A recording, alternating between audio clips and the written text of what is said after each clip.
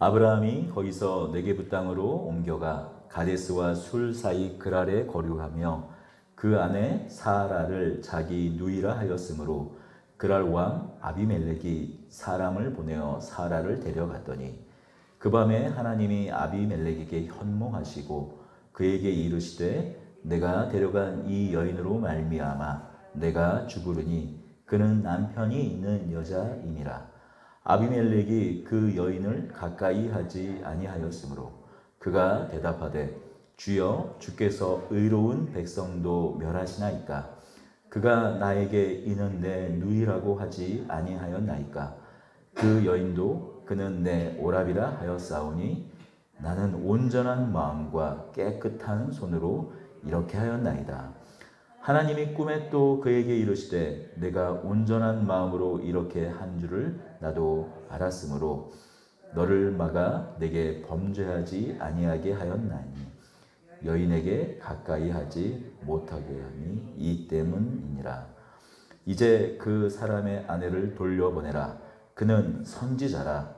그가 너를 위하여 기도하리니 내가 살려니와 내가 돌려보내지 아니하면 너와 내게 속한 자가 반드시 죽을 줄 알지니라.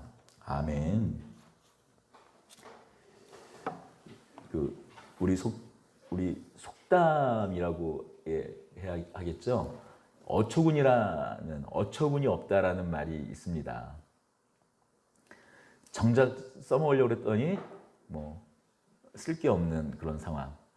찾아보니까 어처구니가 크게 두 가지 이렇게 설이 있더라고요. 맷돌을 돌리는 손잡이다.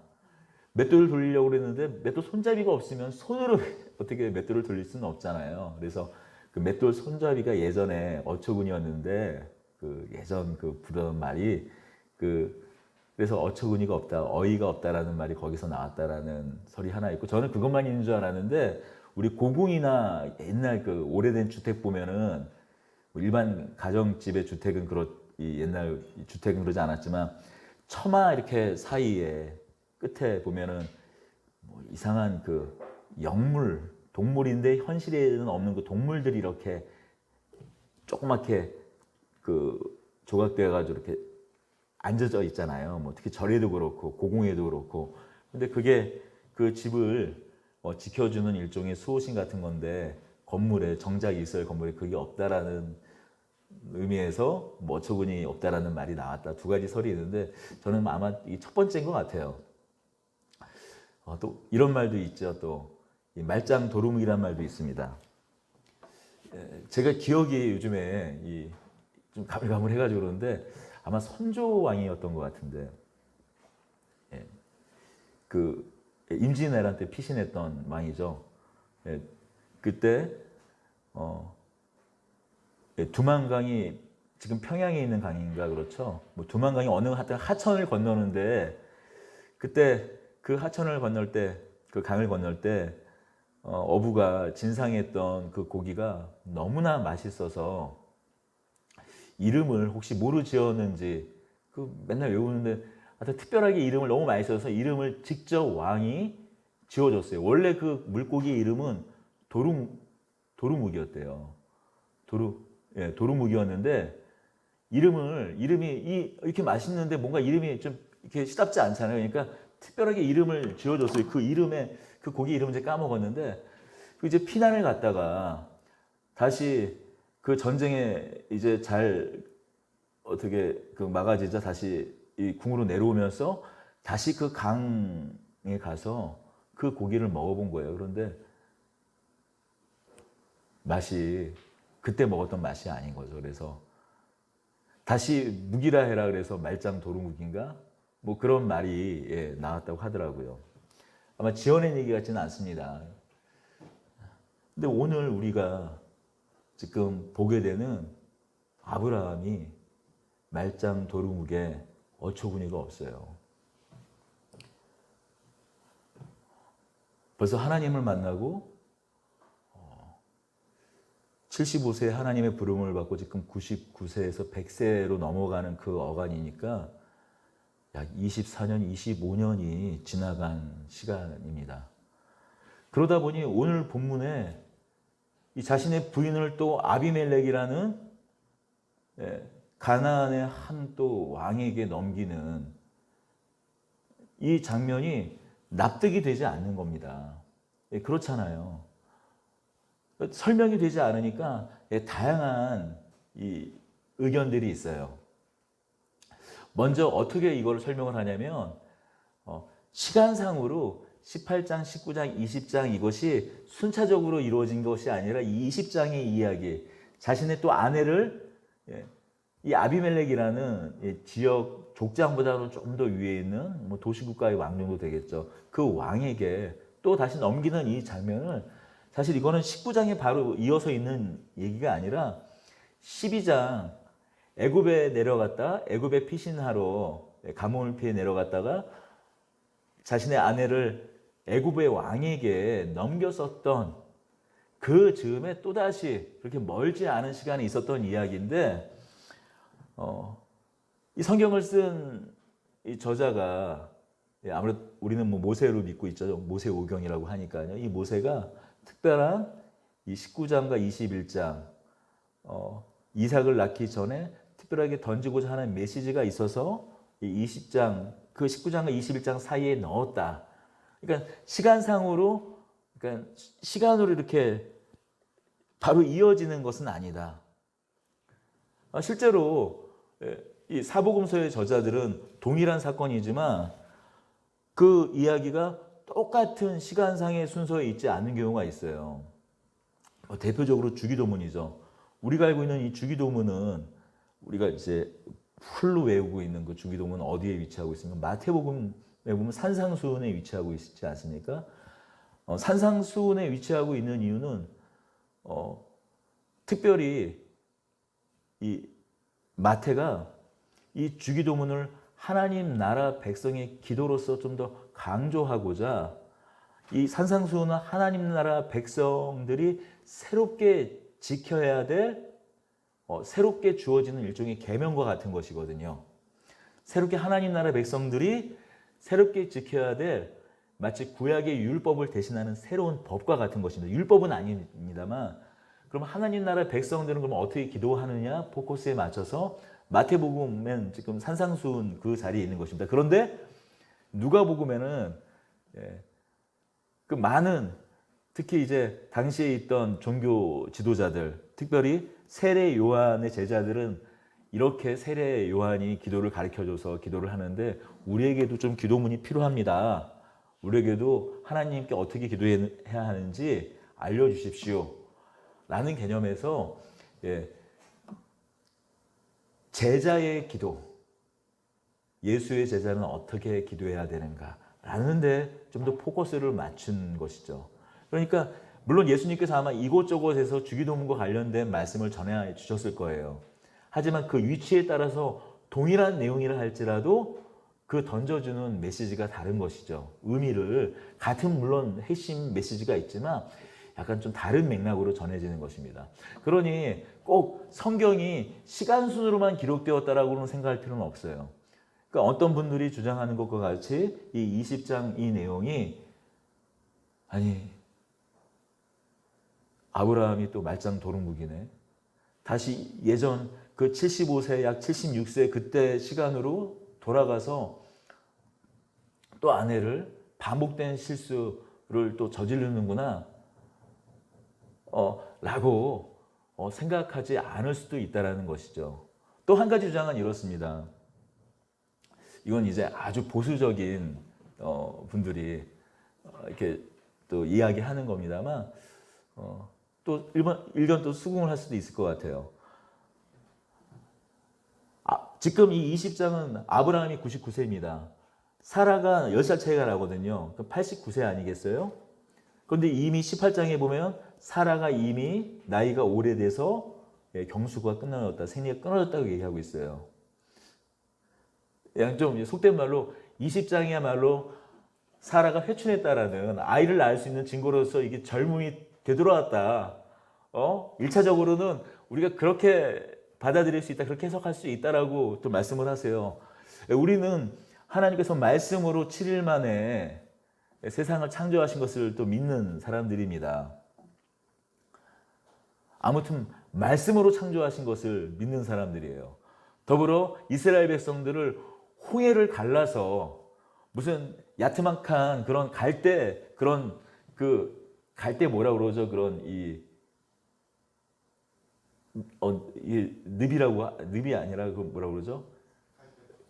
갈대 습지 같은 어떤 옛날에 당시에는 홍해 인근에 습지 같은 것이 있었는데 마치 갈대 습지 같은 곳을 그냥 지나간 것이 아니라 깊은 바다를 갈라서 이스라엘 백성들을 구원해내신 하나님 우리는 믿는 사람들입니다. 그러니 뭐 그 두 번째 이런 말씀을 하시는 그런 분들의 말씀도 충분히 이해하고 납득할 수 있는 일이죠. 하나님께서 무엇인들 못하시겠습니까? 하지만 오늘 본문을 통해서 우리가 좀 더 볼 것은 아브라함이 다시 돌아갔다 돌아가지 않았다 그보다도 좀 더 저자가 이 앞서서 이 12장 애굽에서 아내를 넘겨주었던 그 일과 얼마 안 된 그 일을 굳이 이 20장에서 이 위치에서 이 시간 흐름에 역행해서 이 20장에 썼던 아니면 그냥 우리가 그냥 믿음으로 수용하는 그런 부분이든 간에 분명한 메시지가 있다는 것이죠. 더 중요한 메시지가 있다는 것입니다. 사실 이렇게 성경에 납득되지 않는 부분들이 꽤 있어요. 먼저는 이렇게 납득되지 않는 이런 본문에 있어서 우리가 가져야 될 바른 태도는 이런 태도입니다. 성경이 말해주는 데까지 나아가는 것이에요. 성경이 말해주는 데까지 나아가고 성경이 말해주는 것까지 우리가 듣는 것입니다. 물론 궁금해하고 더 깊게 파헤치려고 여러 자료들을 우리가 조사하고 또 어떤 고고학적인 증거도 발굴하는 것이 중요하지만 분명히 우리가 성경에 대해서 가져야 될 바른 태도는 성경이 말해주는 데까지 듣고 또 우리가 이해할 수 있는 데까지 이해하는 것입니다.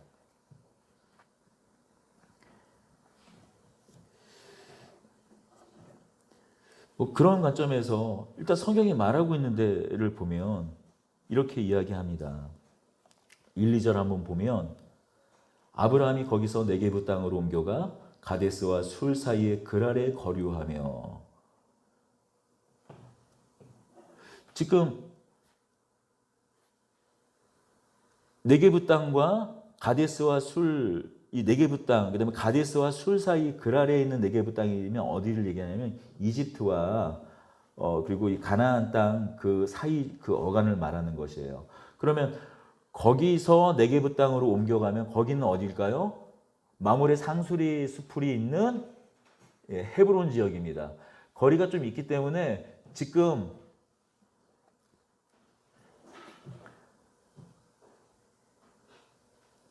사라의 몸 상태는 아마도 임신했을, 왜냐하면 하나님께서 18장에서 하나님을 보좌하는 두 천사와 함께 아브라함에게 나타나시고 사라가 내년 이맘때에 아이를 낳을 것이라고 수태고지를 하시고 그리고 소돔 사건이 있었습니다. 소돔을 멸망시키는 사건이 있었습니다.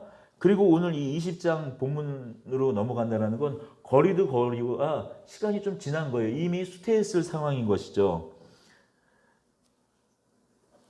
이렇게 어떻게 보면 반복적인 이 실수임에도 이런 것들을 그대로 보여주는 이유는 무엇일까요? 설사 과거의 일이라고 할지라도 굳이 다시 한번 이 20장의 내용을 보여주는 20장. 시간순으로 지금 우리가 그냥 사라가 실제로 지금 89세에 잉태했다고 하는 이야기로 우리 내용을 받아들이던 아니면 12장 애굽에서 아내를 바로에게 넘겼던 그 일과 또 멀리 있지 않은 일을 지금 20장 이 자리에 하는 것일지라도 어쨌든 이것을 반복적으로 다시 한번 이미 아브라함은 성숙한 신앙 인격에 도달했는데 이미 보여주는 이유는 다시 한번 무엇인가? 우리에게 이야기해 주는 바는 하나님께서 아브라함의 어떠함 때문에 아브람을 아브라함 되게 하고 사레의 어떠함 때문에 사레를 사라로 바꾸지 않았다라는 말씀을 우리에게 주는 것입니다. 하나님께서 하나님의 은혜 안에서 답없는 인생을 붙들어 불러내셔서 그들의 말이 안 되는 그 조건 가운데에서도 우리의 어떠함이 아니라, 아브라함의 어떠함이 아니라, 사라의 어떠함이 아니라 하나님의 어떠함 때문에 그들이 믿음의 반열에 들어온 것을 성경은 계속 확인시켜주고 있는 것이에요. 창세기 12장 2절은 이렇게 이야기합니다. 2절과 3절은 내가 너로 큰 민족을 이루고 내게 복을 주어 내 이름을 창대하게 하리니 너는 복이 될지라. 너를 축복하는 자에게는 내가 복을 내리고 너를 저주하는 자는 내가 저주하리니. 또한 창세기 17장 2절부터는 이렇게 말씀합니다. 내가 내 언약을 나와 너 사이에 두어 너를 크게 번성하게 하리라 하시니 아브라함이 엎드렸더니 하나님이 또 그에게 말씀하여 이르시되 보라 내 언약이 너와 함께 있으리니 너는 여러 민족의 아버지가 될지라. 이후로는 내 이름을 아브라함이라 하지 아니하고 아브라함이라 하리니 이는 내가 너를 여러 민족의 아버지가 되게 함이라. 내가 너로 심히 번성하게 하리니 내가 내게로 민족들이 나게 하며 왕들이 내게로부터 나오리라. 내가 내 언약을 나와 너 및 내 대대 후손 사이에 세워서 영원한 언약을 삼고 너와 내 후손의 하나님이 되리라. 하나님의 내가입니다. 하나님의 내가 여기에는 다른 주어가 끼어들 틈이 없어요. 그래서 우리는 아브라함이 어떻게 하는가가 아니라 하나님께서 어떻게 하는가, 하나님이 어떻게 하시는가를 볼 수밖에 없습니다. 아브라함이 지금 사라를 또 넘겼다. 또 넘겼다.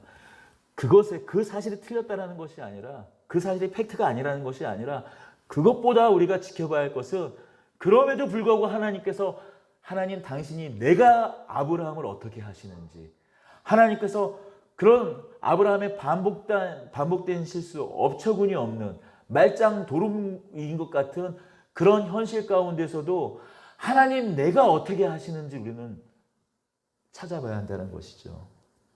3절입니다. 그 밤에 하나님이 아비멜렉에게 현몽하시고 그에게 이르시되 내가 데려간 이 여인으로 말미암아 내가 죽으리니 그는 남편이 있는 여자임이라.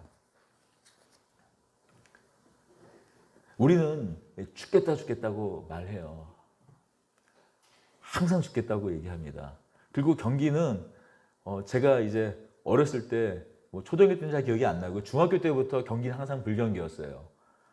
사상 최대의 역사 이래 최고의 항상 불경기였던 것 같습니다. 한 번도 아버님이나 주위로부터 경기가 좋았다라는 얘기를 들어본 적이 없어요. 우리 항상 죽겠다고 합니다. 근데 성경은 이렇게 이야기하죠. 하나님께서는 견딜 만한 시험밖에는 허락하지 않으신다. 사람이 감당할 시험밖에는 너희에게 당한 것이 없나니 오직 하나님은 미쁘사 너희가 감당치 못할 시험당함을 허락지 아니하시고 시험당할 즈음에 또한 피할 길을 내사 너희로 능히 감당하게 하시느니라. 여러분, 우리가 아무리 죽겠어도 견딜만 한 것입니다. 정말 우리가 견디지 못할 시험은 반드시 하나님께서 하나님의 사람은 피하게 하실 줄로 믿으시기 바랍니다.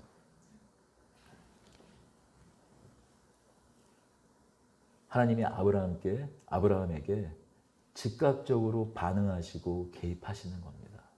피할 길을 열어주시는 거예요. 아비멜렉의 꿈에 나타나십니다. 그리고 너를 죽이겠다라고 말씀하세요.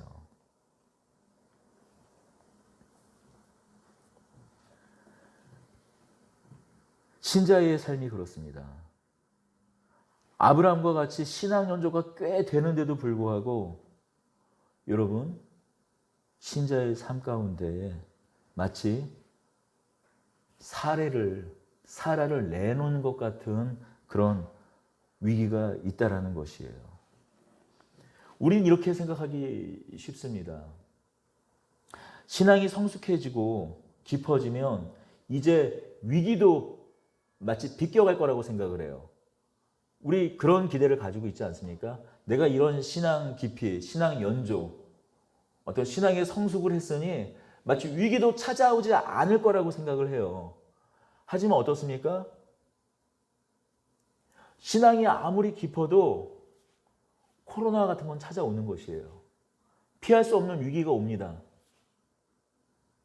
꼭 이런 자연재해가 아니라도 사업상의 위기, 가정의 위기, 여러 위기가 찾아와요. 그냥 위기가 아니라 지금 아브라함은 어떤 정도의 위기입니까? 자신의 아내 사라를 어쩌면 임신해 있을 하나님께서 약속하신 그 언약의 자손을, 약속의 자손을 이미 사라가 잉태하고 있음에도 불구하고 잘 납득되고 설명이 되지 않죠. 천국에 가서 반드시 확인해야 할 대목 중에 하나예요, 분명히. 그러나 어찌되었든 간에 이렇게 자신의 아내를 넘겨줘야 될 것 같은 이런 납득되지 않는 위기가 있다는 것이에요.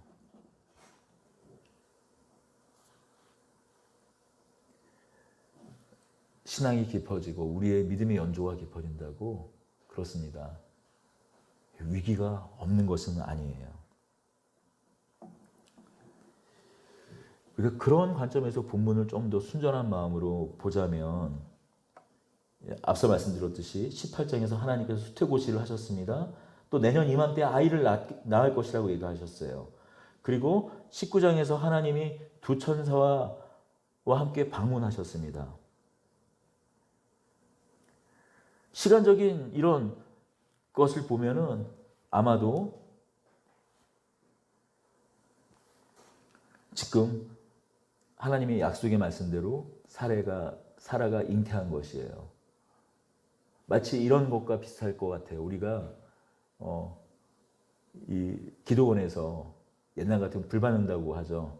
막 불을 받고 막 하나님의 어떤 음성을 들었는지 환상을 받는지 하여튼 뭔가 하나님을 경험하는 사건을 갖고도 지금 그렇게 기도원을 내려왔는데 삼각산 정상에서 소나무 하나를 뿌리째 뽑고 왔는데 지금 내 앞에 현실은 아내를 내어놓아야 하는 현실인 것이에요.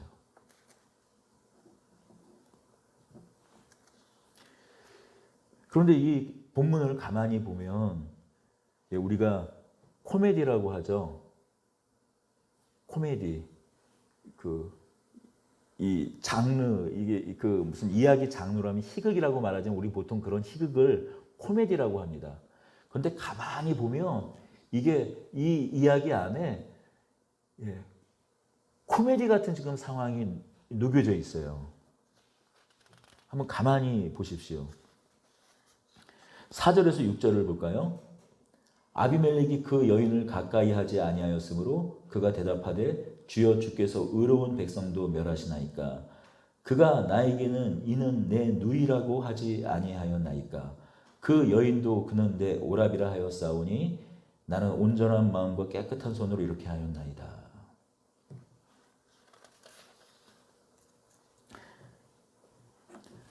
우리 4절을 다시 한번 읽어볼까요? 아비멜렉이 그 여인을 가까이 아니하였으므로 그가 대답하되 주여 주께서 의로운 백성도 멸하시나이까. 주여 주께서 의로운 백성도 멸하시나이까. 이거 지금 약간 좀 낯익은 대목 아닌가요? 아브라함이 소돔을 심판하시려는 하나님 앞에서 소돔의 심판을 이렇게 좀 막아보려고 중보기도 할 때 했던 말 아닙니까? 18장 23절에 이렇게 얘기하고 있잖아요. 주께서 의인과 악인을 함께 멸망시키려 하시나이까 하지 않습니까? 그런데 지금 이 대목에서 이 19장이 이어지는 이 대목에서 그 말을 아브라함이 하는 게 아니라 누가 얘기하고 있어요? 주께서 주여 주께서 의로운 백성도 멸하시나이까. 아브라함 그가 그 아내를 누이라고 했기 때문에 내가 데려온 것이지 나는 온전한 마음과 깨끗한 손으로 이렇게 했습니다.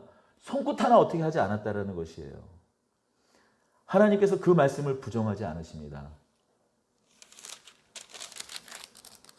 하나님이 6절이죠. 하나님이 꿈에 또 그에게 이르시되 내가 온전한 마음으로 이렇게 한 줄을 나도 알았으므로 너를 막아 내게 범죄하지 아니하게 하였나니 여인에게 가까이 하지 못하게 함이 이 때문이라.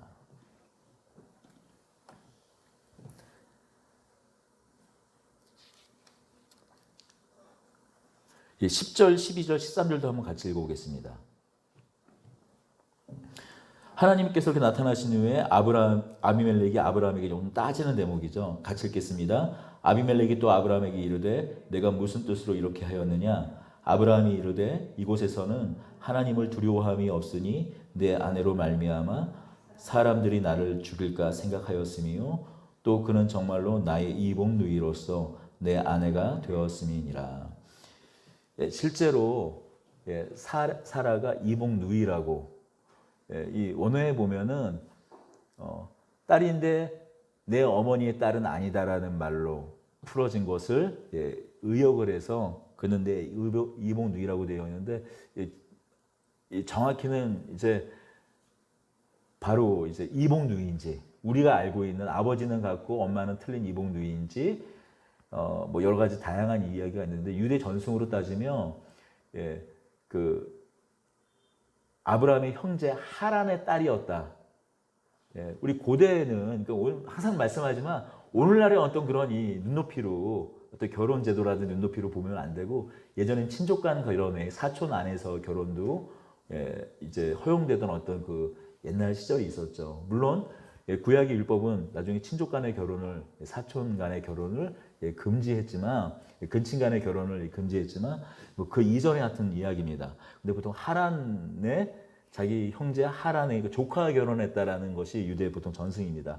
아무튼 그러면 지금 이 4절부터 6절에 있는 이 주여 주께서 의로운 백성도 멸하시나이까라는 이 말은 실제로 누가 해야 되는 말입니까? 아브라함이 해야 되는 말인데 지금 아비멜렉이 하고 있고 그냥 여기까지 이야기만 보면 누가 정말 의로운 사람이에요? 아비멜렉이 의로운 사람이죠. 코미디 같은 상황이죠. 정말 의로워야 할 하나님의 언약을 지키고 하나님의 언약을 지키기 위해서라면 그것도 바로 앞에 19장에서 내년 이맘때 사라에게 반드시 아들이 있으리라고 약속했으며 하나님의 약속이 성취되는 것인데 지금 이것을 아내를 누구한테 넘긴다는 건 무슨 얘기가 됩니까? 오히려 하나님의 말씀을 저버리고 하나님의 말씀이 성취되는 것을 오히려 막아버리는 결과가 일어나는 것이잖아요.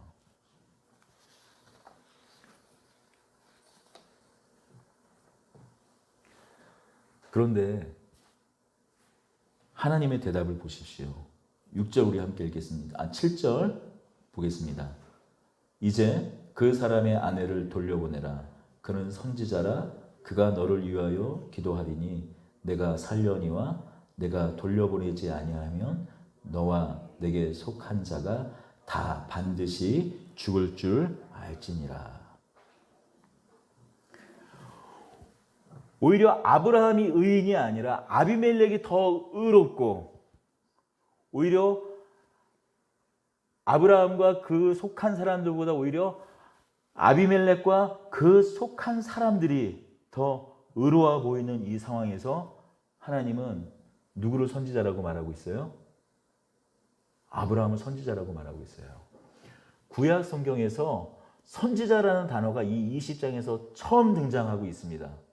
여러분 언젠가 말씀드렸지만 어떤 단어가 등장할 때 믿음, 복, 어떤 그 신앙에 있어서 계속 반복적으로 등장하는 중요한 개념어들이 등장할 때 처음 어떤 상황과 맥락에서 등장하는지가 되게 중요해요.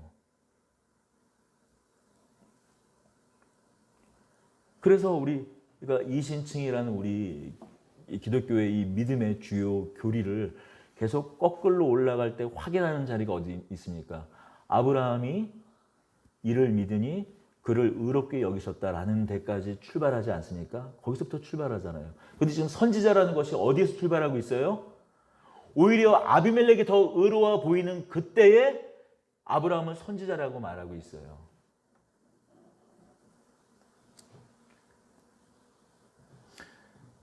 하나님께서 이 말씀을 통해, 이 이야기를 통해서 우리에게 하고 싶은 말씀이 무엇일까요? 오히려 아브라함 그는 선지자라고 선포하는 이 대목을 통해서 우리에게 하고 싶은 말씀은 지금 아브라함의 실수에 방점을 두는 것이 아니라 그의 어떤 때문에 선지자가 아니라 하나님께서 그를 선지자라 부르셨기 때문에 선지자인 것을 말해주고 있는 것입니다. 여러분, 우리가 자꾸 이러한 함정에 빠져요.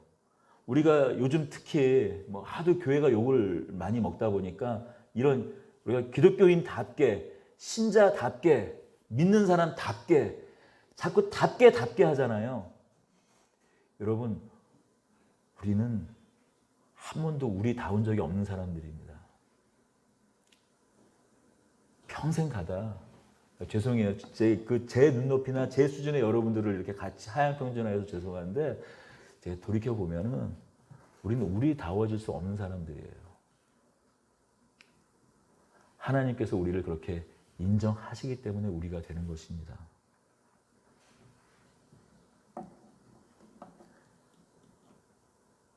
(7절) 다시 읽어보겠습니다. 이제 그 사람의 아내를 돌려보내라. 그는 선지자라.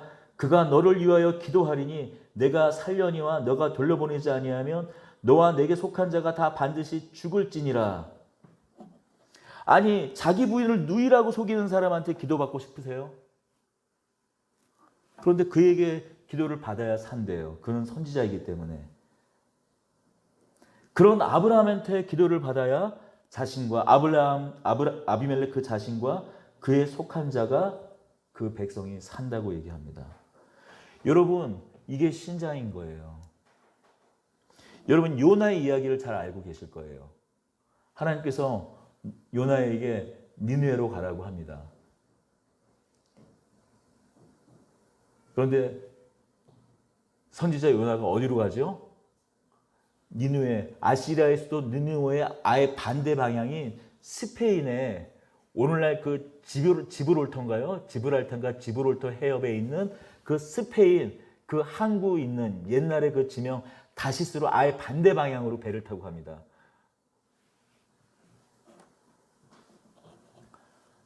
그 배를 탔더니 어떻게 됩니까? 그 배가 풍지박산이 돼요. 풍파를 만나요. 신자 하나 때문에 그 배가 폭풍을 만나고 풍지박산이 나요.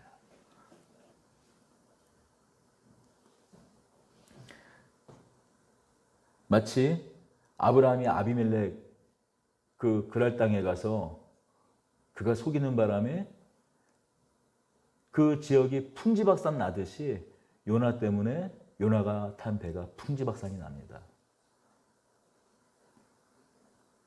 그런데도 누구의 기도를 들어야 한다고요? 아브라함의 기도를 들어야 하고 아브라함이 기도를 해야 산답니다.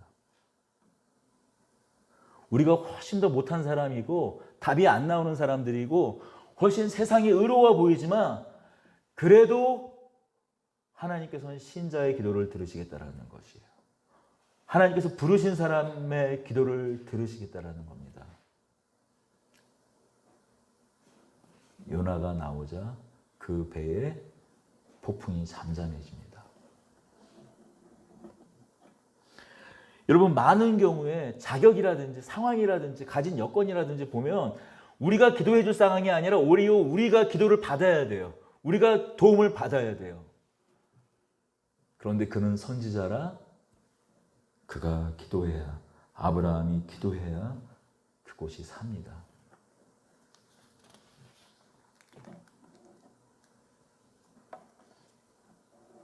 여러분, 아브라함을 이렇게 규정한 이 정체성이 곧 아브라함을 믿음의 조상으로 둔 우리의 정체성인 걸 믿으시기 바랍니다.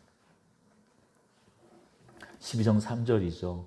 너를 축복하는 자에게 내가 복을 내리고 너를 저주하는 자에게는 내가 저주하리니 땅의 모든 족속이 너로 말미암아 복을 얻을 것이라 하신지라. 아무리 보잘것없고 답이 없는 인생이어도 하나님께서 하나님의 사람을 통해서 하나님께서 하나님의 복을 흘려보내시겠다라는 선언이에요. 이 15절, 20장 15절 보겠습니다. 아브라함에게 이르되 내 땅이 내 앞에 있으니 내가 보기에 좋은 대로 거주하라 하고, 또한 사라에게 보상을 취합니다. 은 1000개. 보통 이 세겔이라 어떤 경우에는 은 몇 세겔 하는데 어떤 이 단위가 없이 은 몇 개 하면 세켈로 이해하면 어렵지 않을 것 같습니다. 당시에 그 아브라함 당시에 여러 다른 그런 나오는 어떤 토판이라든지 그런 것을 보면은 당시에 그 신랑이 신부에게 주는 지참금이 보통 여유 있는 사람들이 한 50세겔, 은 50세겔 정도, 은 50개 좀 됐다고 해요. 그러니 보통 이렇게 혼수 이렇게 오가면 우리나라 보통에서 보통 500에서 1000만 원 정도 이렇게 예당 같은 비용 들고 많이 그런다고 치면 지금 은 2000개 맞죠? 그러면 은 1000개니까 50배인가요? 약 수억을 지금 사라에게 그의 명예를 실추한 것에 대해서 그 수치를 가리기 위해서 줬다라고 말씀하고 있어요.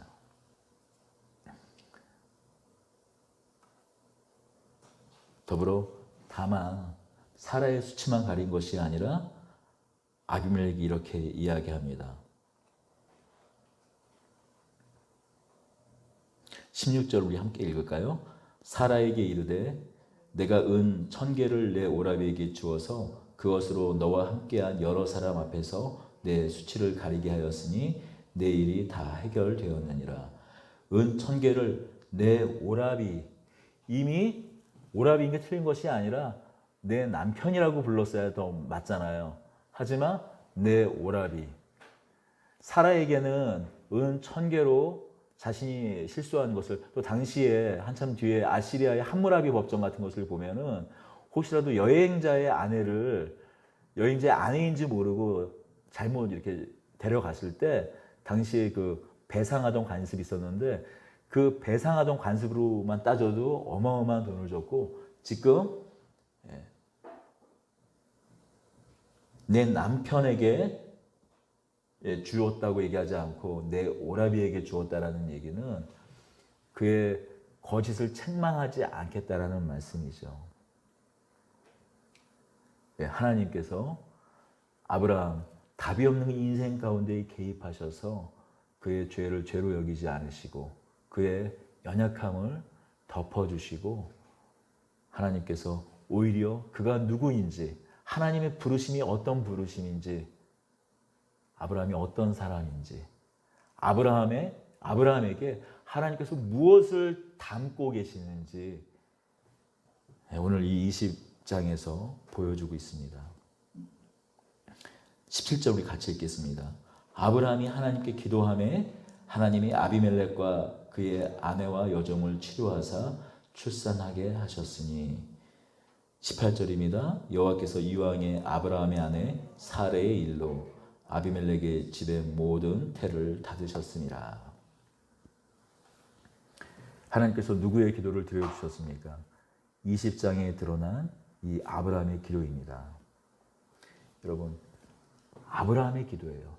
20장 이 맥락 안에서 이 20장 어처구니 없는 말짱 도루묵인 것 같은 사람, 이 아브라함의 기도를 들어주신 거예요.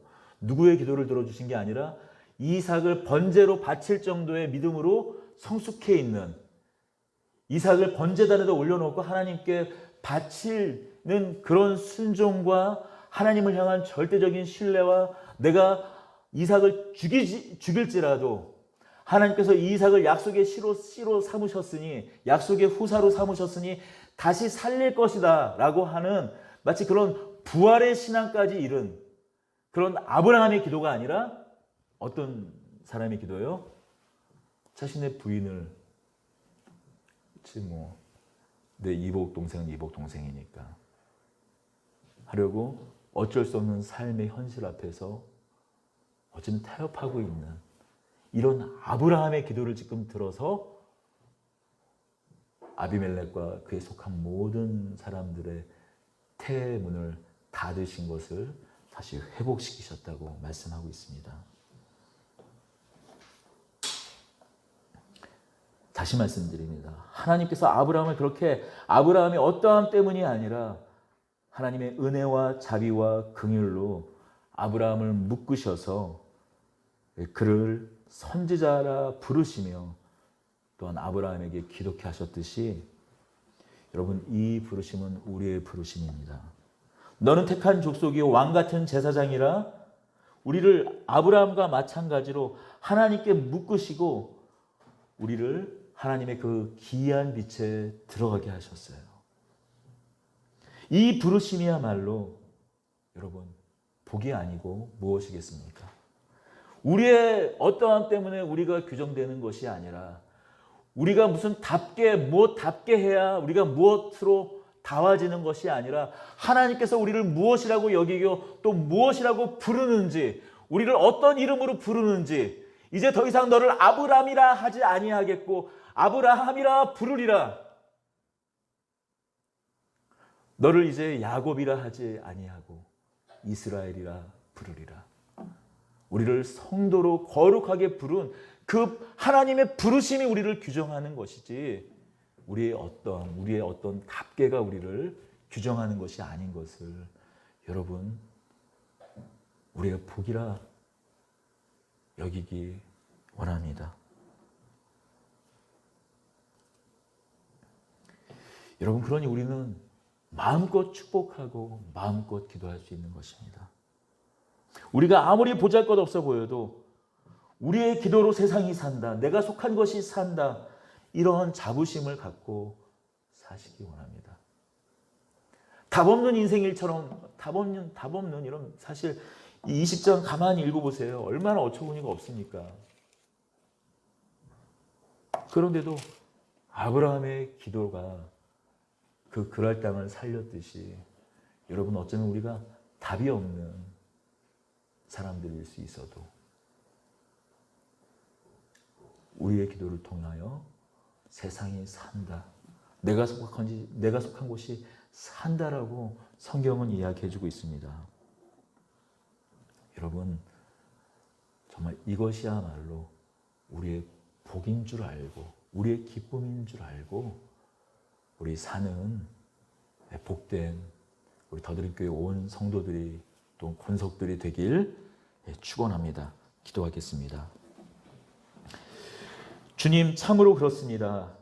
하나님께서 때로는 이 지긋지긋하고 당장 내일이 오지 않았으면 하는 이 오늘을 허락하시는 이유가 내가 너를 통하여 무엇을 이루는지 보라는, 너를 붙잡고 있는 나 여호와가 누구인지 보라는 바로 오늘인 줄 믿습니다.